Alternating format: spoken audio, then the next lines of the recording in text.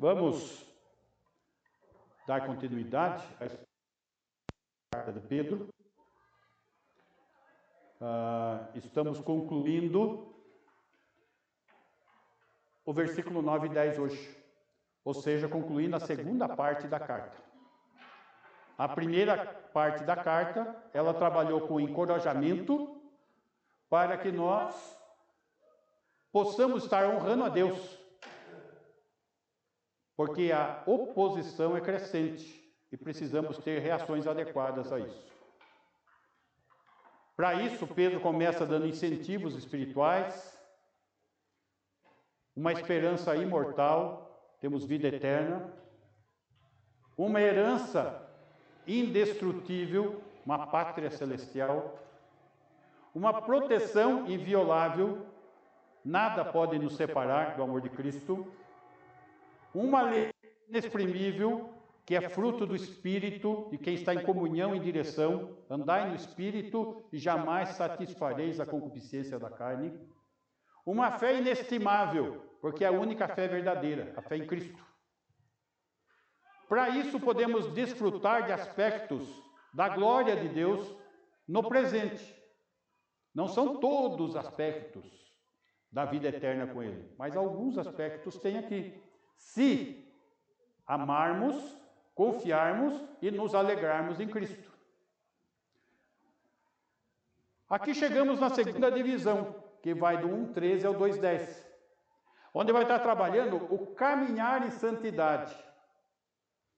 Sem santidade, sem estar separados, sem nos consagrarmos, não vamos provar dessa glória. Que glória que a gente pode estar provando e que pode ser perdida? A paz, a vida abundante, o refrigério na alma, porque em pecado não tem como desfrutar disso. Deus é santo e devemos caminhar em santidade. Sede santos, porque o Senhor, nosso Deus, é santo. Deus é Pai e nos ama. Precisamos valorizar isso. Ele nos deu uma nova natureza. Somos nascidos de novo. Somos habitados pelo Espírito Santo de Deus. E precisamos florescer em amor e pureza. Frutos do Espírito. Amor é fruto do Espírito. Então, para eu produzir esse fruto do Espírito, eu preciso ter pureza, santidade. Para Deus nos fez um edifício de Deus. Nós somos o templo do Espírito Santo. E somos os seus sacerdotes. Diante disso, quem não crê em Cristo, quem não se entrega a Ele, quem não desfruta disso, vai ter condenação dos descrentes. E hoje nós vamos estar trabalhando os crentes proclamadores das virtudes de Deus. Muito bem, capítulo 2, versículo 9. Vós, porém, sois raça eleita, sacerdócio real, nação santa, povo de propriedade exclusiva de Deus, a fim de proclamardes as virtudes daquele que vos chamou das trevas para a sua maravilhosa luz. Muito bem, irmãos. Esse versículo 9, note que ele tem uma questão progressiva até chegar aqui. A vida do crente precisa respeitar a obra salvadora de Cristo, valorizando o custo da salvação, florescendo em amor mútuo e pureza de conduta, pois nós somos um novo templo e precisamos de pureza e conduta. Somos também um novo sacerdócio, que devemos oferecer sacrifícios espirituais. E aqui ele está mais algo novo. Temos um novo relacionamento com Deus. Uma nova posição. Olha a posição que temos. Raça eleita, sacerdócio real, nação santa, povo de propriedade exclusiva de Deus. a fim de proclamar as virtudes daquele que vos chamou das trevas para sua maravilhosa luz. Aqui, nós vamos encontrar um problema teológico. Não para nós, mas daqueles que não têm a mesma compreensão das Escrituras. Aqueles que acham que Israel e igreja é a mesma coisa. Isso daqui está escrito lá no Antigo Testamento. Então eles dizem, olha, é a mesma coisa, vocês estão dizendo que é coisa diferente? Só que as coisas não são tão simples assim como eles pensam. O fato de serem usados termos do Antigo Testamento, isso não iguala a igreja, pois Israel não tem um relacionamento desfrutado com Deus como a igreja tem. Notem, tudo isso que nós vimos aqui não tinha no Antigo Testamento. Isso é algo ímpar, isso é algo da igreja. Por que no Antigo Testamento cita isso? Por causa da infidelidade de Israel. Vamos entender um pouco desse texto. Oséias, capítulo 1, versículo 6. O que Deus está trabalhando aqui? Note que a igreja, ela tem os gentios, os não-judeus inclusos no corpo de Cristo. Israel esteve no passado sob maldição, por causa da sua apostasia, por causa do seu desvio da fé. Tornou ela a conceber e deu à luz uma filha. Ela quem? A mulher de Oséias. Só que a mulher de Oséias era uma prostituta. E tinha filhos de outros homens, não de Oséias. Disse o Senhor, põe-lhe o nome de desfavorecida, porque eu não mais tornarei a favorecer a casa de Israel para lhe perdoar. Deus está comparando a esposa prostituta de Oséias com Israel, se prostituindo com os deuses das nações vizinhas e quebrando a sua lealdade com ele, com Deus. Versículo 9. Disse o Senhor a Oséias, põe-lhe o nome de não meu povo, outro filho, porque vós não sois meu povo, nem eu serei vosso Deus. Lá atrás.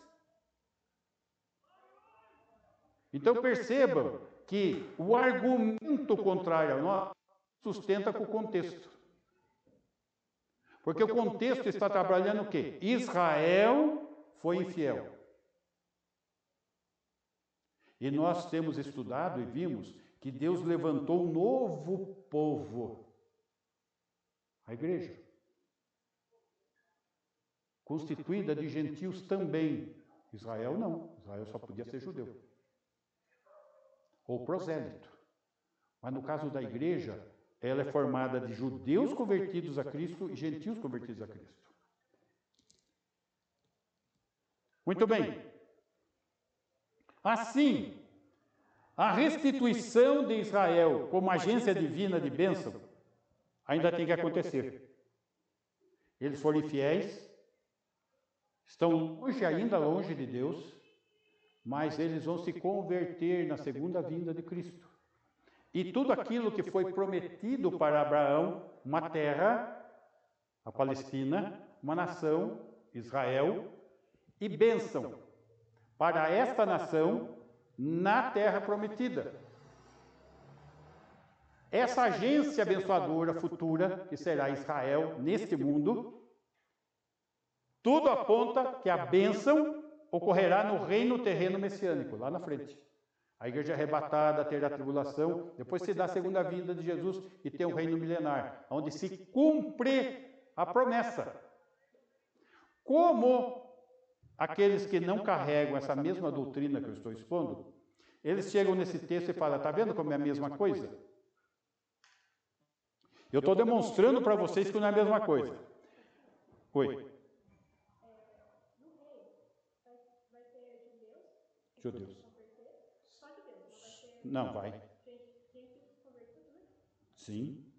O evangelho do reino vai ser pregado no período da tribulação, para judeus e gentios. Só que os pregadores vão ser judeus. Só que aí, nesse caso, só vai estar lá quem já se converteu. Então, essa aqui precisa destruir. Só entra no reino pessoa crente, que crê. No evangelho do reino. Que evangelho do reino? Desse reino que foi prometido. Mas então, entrou no reino que se converteu. Isso. Quem se converteu já foi destruído? Já vai lá para o lugar de tormento aguardar o juízo final. Mateus 25, que ele separa cabrito de ovelha. Que não se converteu. Todos os incrédulos não entram no reino.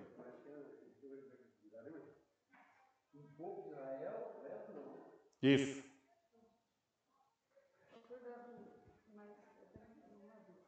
Mas então, eles não creram ainda. Não. Jesus ainda vai. Na segunda vinda, aí eles vão se converter. Ok? Muito bem. Isso aí vai ficar claro no texto que nós vamos ver agora. Romanos capítulo 11, versículo 11. Meus irmãos, quando tem essa aula no seminário de Romanos 11, os alunos de igrejas amilenistas saem da aula, nem assistem a aula. Eles não querem nem ouvir uma opinião contrária deles. Né? Então, isso é um grande problema. Né? Vamos lá. Romanos 11, 11. Disse-os... Isso. Pergunto, pois, porventura tropeçaram para que caíssem? Quem? Israel. De modo nenhum. Mas pela sua transgressão veio a salvação aos gentios para pô-los em ciúmes. Israel foi infiel, transgrediu. Se pelo pecado de Israel nós fomos abençoados, é isso que está aqui em questão. Nós não judeus, tá? 12. Ora, se a transgressão deles redundou em riqueza para o mundo, para quem crê em Jesus, e o seu abatimento riqueza para os gentios, os não-judeus, quanto mais a sua plenitude, ou seja, quanto maior será essa bênção quando eles se converterem e forem cabeça das nações aqui, a bênção será maior. É isso que ele está querendo dizer. 13. Dirijo-me a vós outros, que sois gentios, os não-judeus, visto, pois, que eu sou apóstolo dos gentios, Paulo, apóstolo dos gentios, glorifico o meu ministério. 14. Para ver se, de algum modo, posso incitar a emulação os do meu povo e salvar alguns deles. Eles ficam enciumados de ver não-judeus tendo comunhão com Deus. Então Paulo está falando, quero ver se alguns desses que estão ficando enciumados com isso, se eles vêm a se converter e se tornam membros da igreja. Alguns. Tá? 15. Porque se o fato de terem sido eles rejeitados trouxe a reconciliação ao mundo, rejeitados como? Eles não estavam andando em santidade. Eles estavam se prostituindo espiritualmente, idolatria, prostituição espiritual. É isso que estava acontecendo. Então, eles rejeitados trouxe reconciliação ao mundo, para aqueles que creem em Cristo. Que será o seu restabelecimento, senão na vinda dentre os mortos? Na vida dentre os mortos. Então, se agora nós estamos sendo abençoados, imagina lá na frente. É isso que está sendo tratado. 16. E se forem santas as primícias da massa, igualmente o será a sua totalidade. Aí os ramos serão. Jesus disse, eu sou a videira verdadeira, vós os ramos. Quem era o ramo inicialmente? Israel. Então ele cortou o ramo e enxertou da oliveira brava, nós, os gentios. Tá? Versículo 23. Eles também, se não permanecerem na incredulidade, serão enxertados, pois Deus é poderoso para os enxertar de novo. Então, quando eles crerem, eles serão enxertados de novo na oliveira. 24. Se fosse cortado da que, por natureza, era oliveira brava, e contra a natureza enxertado em boa oliveira, quem é a oliveira brava? Nós. Foi colocado na boa oliveira, Cristo. Quanto mais não serão enxertados na sua própria oliveira aqueles que são os ramos naturais, os judeus? 25. Porque não quero, irmãos, que ignoreis esse mistério, para que não sejais presumidos em vós mesmos. A gente não se orgulhar, não criar soberba. Não, Deus escolheu a gente e deixou eles lá. Ele está falando, toma cuidado. Que veio o endurecimento em parte a Israel, até que haja entrado a plenitude dos gentios. Até quando vai a plenitude dos gentios? Até o estabelecimento do reino. Quando o reino for estabelecido, quem é que vai governar? Jesus. Até lá quem governa? Os gentios. Tá? Versículo 26. E assim todo Israel será salvo, lá na frente. Como está escrito, virá de Sião o libertador, e ele apartará de Jacó as impiedades. Vai haver a conversão nacional de Israel na segunda vinda. Por que eu estou mostrando esse texto? Porque não tem como Israel e igreja ser a mesma coisa. Isso está claramente explicado em Romanos 11. O Gabriel, quando estava fazendo o seminário lá na Hungria, tinha um colega que não cria nisso. No dia da aula de Romanos 11, ele não entrou na aula. Aí que você vê uma atitude errada. Eu não quero nem ouvir isso. É a mesma coisa que uma pessoa não quer ouvir a verdade, então fecha os ouvidos. Eu não vou nem entrar lá, fecha o ouvido, não quero saber. Não, eles não aceitam. Toda vez que Lembra que eu ia em alguns debates na televisão? E o apresentador, uma vez falou, não, nós precisamos pegar um tema aí, vamos discutir Israel e igreja. Eu fui claro com ele, vamos trabalhar então Romanos 11. Nunca me convidou. Porque não tinha argumento, gente. Está aqui, está na cara. Tá? Muito bem. Então, o que está ficando claro? Isso impede de igualar igreja com Israel. Aqui nesse texto e em qualquer outro lugar, em qualquer outro texto. Tá? Uma vez esclarecido o aspecto teológico, doutrinário, agora vamos entrar no texto sabendo que está tratando da igreja. Tá? Vamos lá. Versículo 9, voltando de novo. Claudinho, por favor. 1 Pedro 2, 9. Aí. Aqui, ele está falando do quê? Desse novo relacionamento que nós temos com Deus. Esse relacionamento da igreja. Esse relacionamento na nossa nova posição, na qual Israel apostatou. Mas como isso? Êxodo, capítulo 19, versículo 5.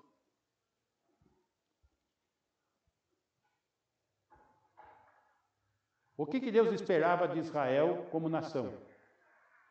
Isso que Ele espera de nós como igreja, como nação santa.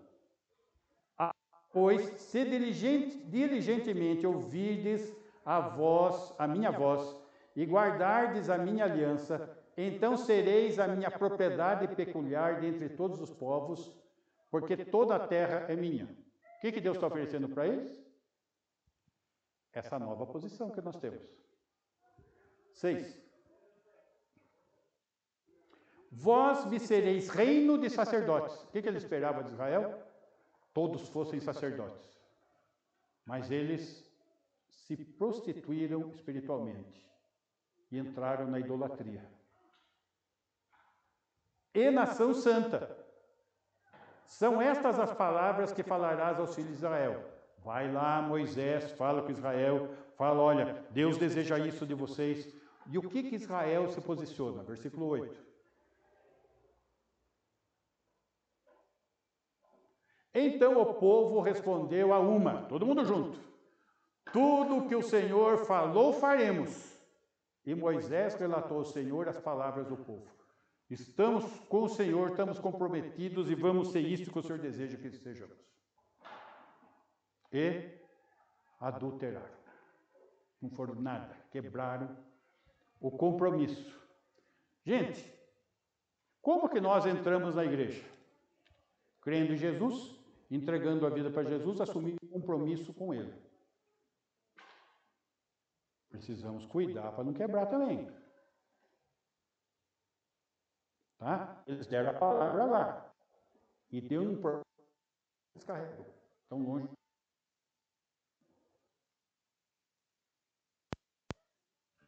Corta os ramos e enxerta os gentios, a igreja.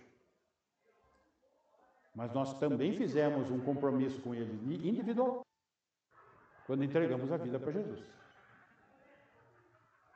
Muito bem. Voltando lá, Claudinho, por favor. Então eles ratificaram a aliança que tinham assumido com Deus. Vós quem? A igreja, vós sois raça eleita. Antes da fundação do mundo,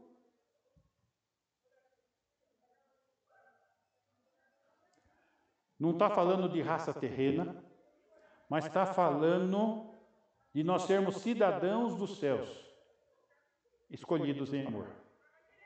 É isso daí que embola a teologia, gente. Está cheio de gente pregando em texto de Israel, falando de prosperidade na terra. Mas não existe essa promessa para a igreja. Nós somos raça eleita, escolhidos por Deus, nós somos raça. De uma celestial, não uma pátria terrena. Uma raça eleita, Deus nos escolheu antes da fundação do mundo, para sermos santos e irrepreensíveis. E em amor nos predestinou. Somos cidadãos dos céus, escolhidos em amor pelo Senhor. Somos também sacerdócio real. Porque nós devemos o quê? Proclamar as virtudes de Deus, oferecer sacrifícios espirituais, ou seja, fazer diferença entre o santo e o profano. Filipenses capítulo 3, versículo 20, Claudinho. Filipenses 3, 20. Pois a nossa pátria está nos céus, não está aqui na terra, no céu, de onde também aguardamos o Salvador, o Senhor Jesus Cristo, no arrebatamento.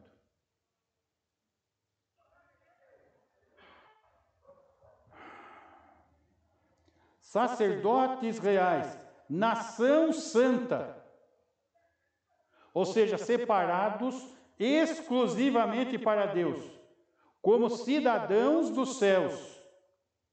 E como cidadãos dos céus, nós temos que viver a lei celestial aqui nessa terra que jaz no maligno.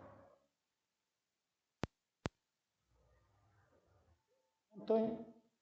O sermão da montanha está falando o quê? Está falando das leis celestiais que devem ser vividas aqui, porque nós somos cidadãos dos céus. Mateus capítulo 6, capítulo 5 primeiro, versículo 20.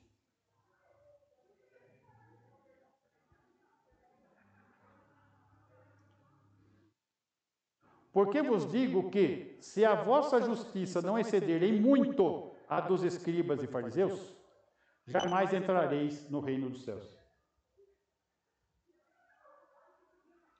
Os escribas e fariseus liam as escrituras todo dia, decoravam as escrituras. Do capítulo 6, versículo 1, a prática dos judeus, do quê? A base dele, esmola, oração e jejum. Eles praticavam as três coisas. A nossa justiça tem que ir muito além da deles. Eles, Jesus como Senhor e Salvador, têm a habitação do Espírito Santo, tem a palavra de Deus revelada como nós.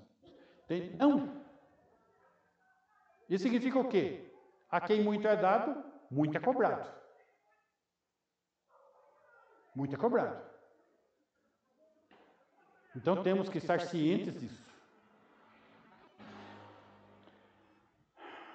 Deixa eu abrir nesse texto. Aí. Capítulo 6, versículo 2.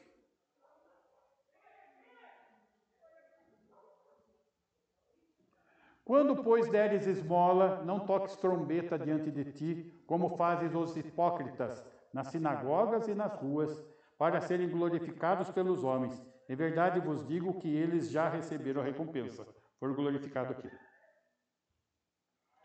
A prática do quê? Da esmola. Isso é a base do judaísmo. Tem 3 máximas: esmola, oração e jejum. Versículo 5.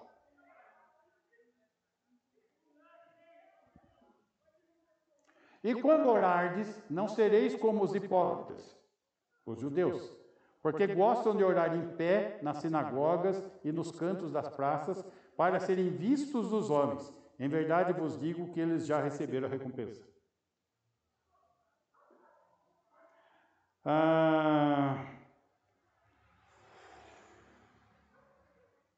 Versículo 16.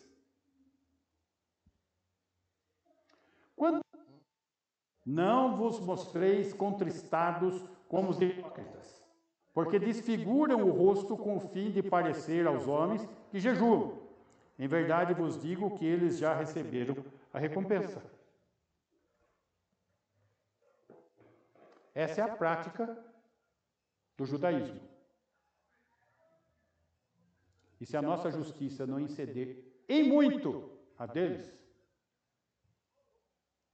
é um sinal de que não estamos com Deus, não estamos dirigidos por Ele, não estamos tão relacionados quanto pensamos e o texto está falando. Ou seja, precisa de nós.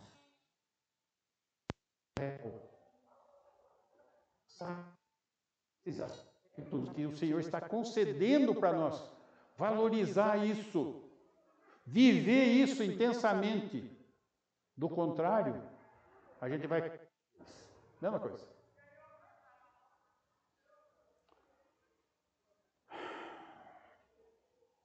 Nação santa, separados exclusivamente para Deus. Como cidadãos dos céus, obedecemos o quê? As leis dos céus. Que é o sermão da montanha que eu passei agora. Só pensei os versículos. Muito bem. Voltando ao nosso texto, Claudinho, por favor.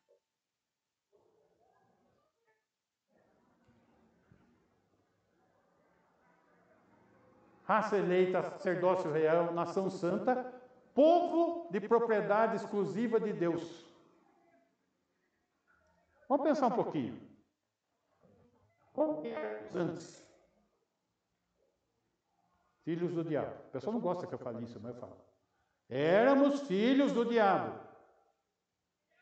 Andávamos segundo este mundo. e éramos escravos da carne e dos pecados. Esse éramos nós antes da salvação. Então, aí deixamos de ser isso e passamos a ser povo exclusiva de Deus.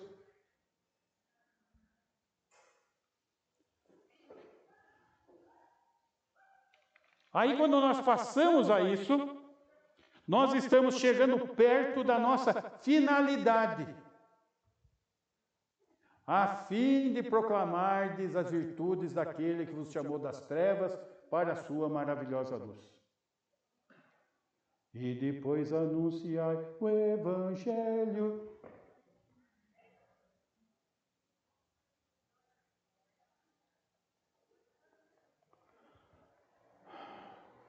O que é proclamar? É anunciar, é promover, é divulgar os excelentes atributos de Deus no mundo em trevas.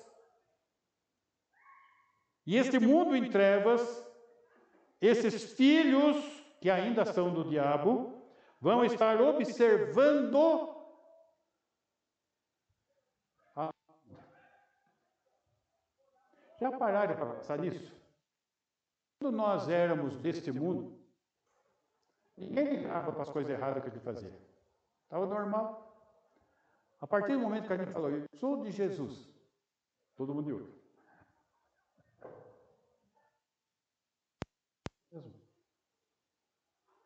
E é isso que nós precisamos ser. Ah, está de olho. Gente, mais gente, olha aqui, olha aqui. Jesus é o Senhor da minha vida. Ele vive em mim.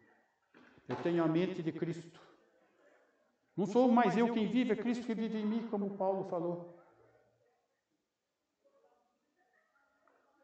É esse o aspecto. É isso que devemos ser.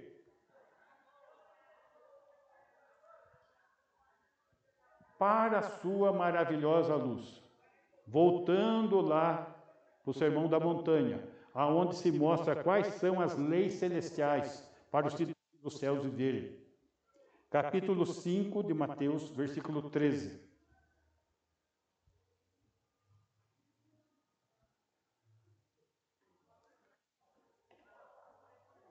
5:13. Mateus 5:13. Vós sois o sal da terra. Ora, se o sal vier a ser insípido, não fizer diferença, como lhe restaurar o sabor? Para nada mais presta senão para, lançado fora, ser pisado pelos homens. Se eu vivo um cristianismo insípido, que não faz diferença, minha fé e a minha vida cristã não vale nada. Pode jogar no chão. Versículo 14. Vós sois a luz do mundo. Não se pode esconder a cidade edificada sobre o monte. De noite fica aquele clarão. E muitas vezes não precisa nem de monte. Eu morava em Atibaia e tinha aquela montanha, Pedra Grande. São Paulo ali atrás. De noite, uma tremenda luz atrás da montanha.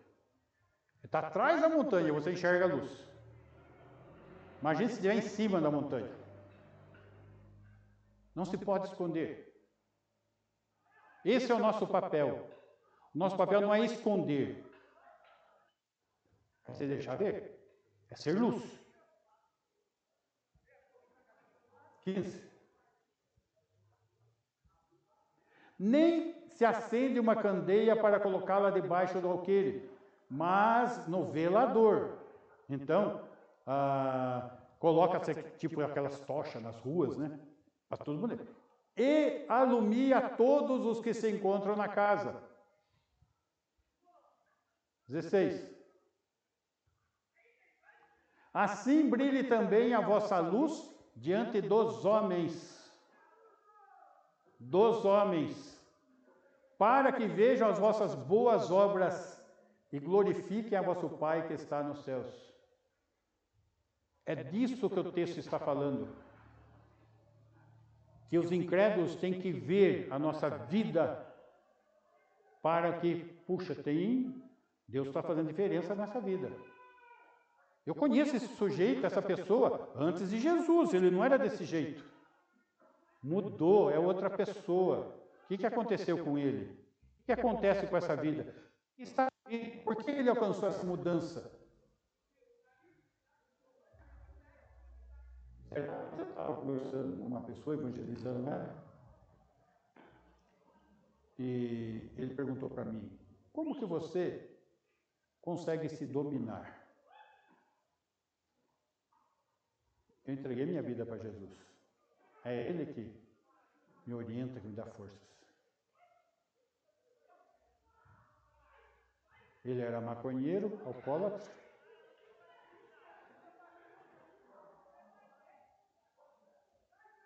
E mais coisa pior ainda. Ele largou da maconha, largou da bebida, e eu perguntei para ele, como que você conseguiu? Se Jesus, por que eu não? Exatamente isso. Se eu e você conseguimos com Jesus, é isso que tem que chamar atenção lá fora.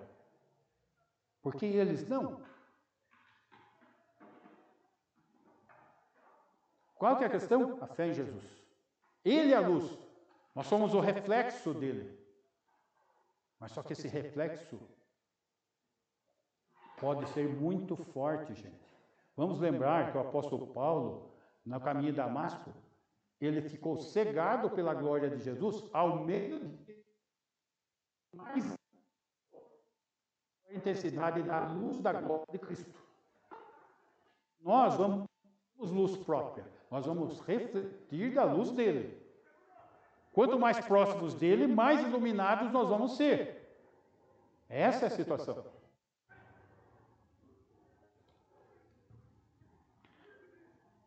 Versículo 10. Lá do 1 Pedro, 2:10. Vós, irmãos, Igreja de Cristo, corpo de Cristo, sim, que antes não eres povo, mas agora sois povo de Deus. Que não tinhas alcançado misericórdia, mas agora alcançastes misericórdia. Nós temos que ser as testemunhas do poder de Deus, para tirar as pessoas das trevas para a sua luz, como foi com nossas vidas. Pois nós cremos, os crentes, os que estão em Jesus, creram, foram transformados pela maravilhosa graça de Jesus. E esse tem que ser o nosso papel. Não há outro jeito, não há outra forma. Ah, mas vai ser uma vida difícil. Exatamente. Jesus avisou, eu não tive onde reclinar a cabeça. Perseguiram a mim, vão perseguir vocês também. Eu tenho muita dificuldade com esse evangelho do bem bom. Sabe? É só bênção, bênção, né? Qual que é a benção, amor, o povo? E aí vem os testemunhos. Porque a expectativa das pessoas são coisas terrenas, coisas carnais, coisas materiais. Uma religiosidade que só vem a mim. Essa é uma fé falsa. É uma pregação falsa. O que nós estamos estudando está colocando exatamente outra condição. Muitos privilégios, sim. Né? Nova natureza, precisamos florescer, precisamos valorizar, somos edifício de Deus, somos sacerdotes, devemos ser proclamadores das virtudes de Deus. Mas tem preço. E é isso que o Senhor deseja de nós. Que o Senhor nos ajude. Amém? Vamos ficar em pé, vamos orar. Qual é o nome da sua amiga mesmo? Carla? É Maura. Maura.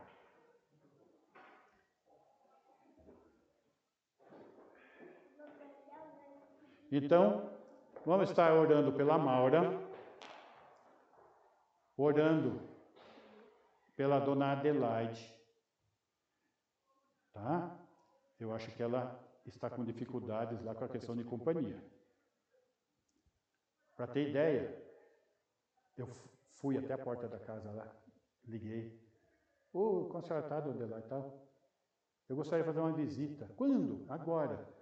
Ela ficou com medo, olhou para lá e para cá, que eu estava no vídeo. Mas ela ainda está aqui. A testemunha já vai estar aqui.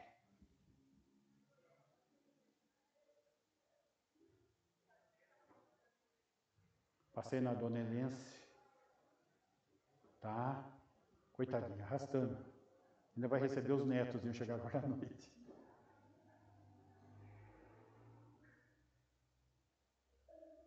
Gente, nós somos povo de Deus. Temos um sumo sacerdote junto ao Pai. Temos o Espírito em nós. Todas as conexões necessárias para orarmos, nossa oração chegar no trono da glória, está tudo à disposição. Ok?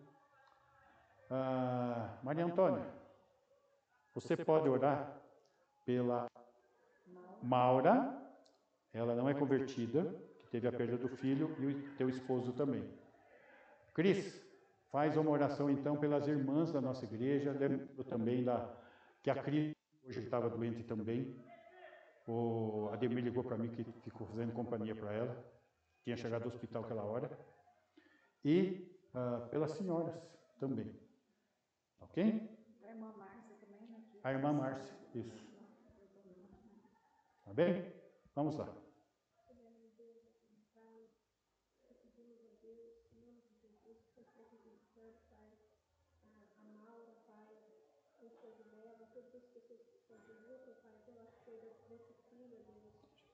Que o Senhor esteja consolando, Pai, confortando o coração deles nesse momento, Deus. Que eu possa estar alcançando a vida deles, ó Deus. Em nome de Jesus. Que eu possa estar fazendo uma obra, Pai, na vida deles. Que te mostrar dos propósitos.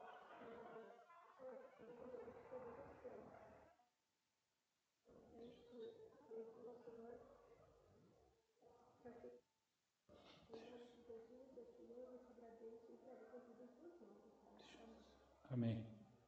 Senhor Deus, obrigada mais por essa oportunidade de poder estar essa palavra, Deus. Tem, Senhor, te pedir para estar abençoando a cada irmã da nossa igreja, Deus. Para estar restaurando, Senhor, a vida tanto espiritual quanto física, Senhor. Que eu possa estar, Deus, abençoando a saúde de cada uma delas, que a irmã Marta tenha passado por tantas dificuldades, Senhor, que eu possa estar fortalecendo a fé dela. A irmã Helene, Deus, porque a idade, Senhor, ajuda, Deus, a estar cada dia tão forte, Senhor, porque ela é uma mulher fiel, sua irmã,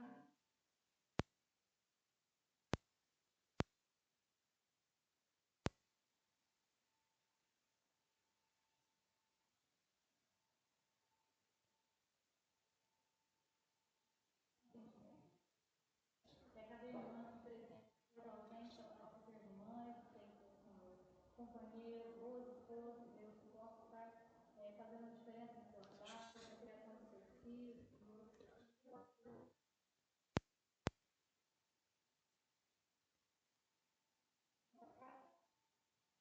Seja a tua palavra, Senhor, a vontade de conhecer a cada Senhor, agradecido em nome de Jesus. Amém. Que o amor de Deus, o Pai, amor manifesto,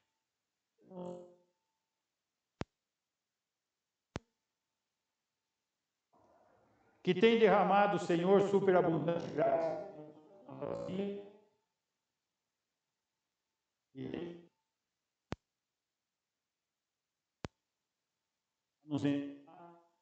nos consolar e nos guardar.